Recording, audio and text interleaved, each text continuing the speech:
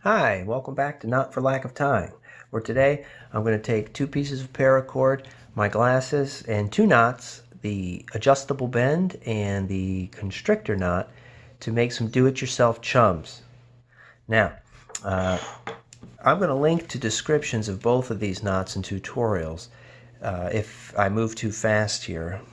Those tutorials are a little easier to understand, especially this adjustable bend, which I'm going to start with, is a little bit easier to understand when you learn it with two different color ropes, in my opinion. There's one half of the knot. I'm going to come over here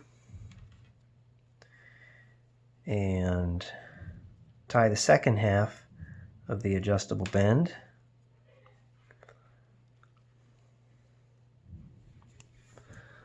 And there I go. I've got the adjustable bend. Now it's a fairly clever knot because it joins these two pieces of rope together, and I can make that rope longer or shorter, but it won't give when there's pressure on the other end.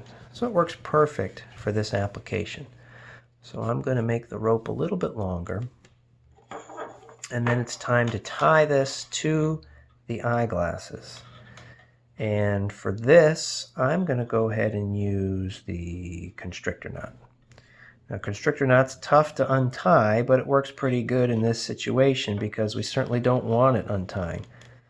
You can see there that's not going anywhere, even as I push it down onto the end of my glasses. It's not going to slide off. I'm going to try the same thing on this side.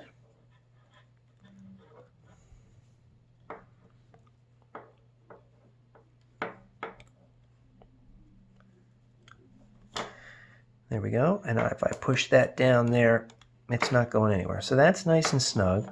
And what I have here is an adjustable tension eyeglass holder.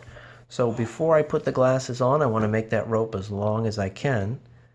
And after it's on my head, I can do this, take out all the slack that I need, and so I can make those glasses as tight as I need them against the back of my head. And as you can see, the knot won't slide.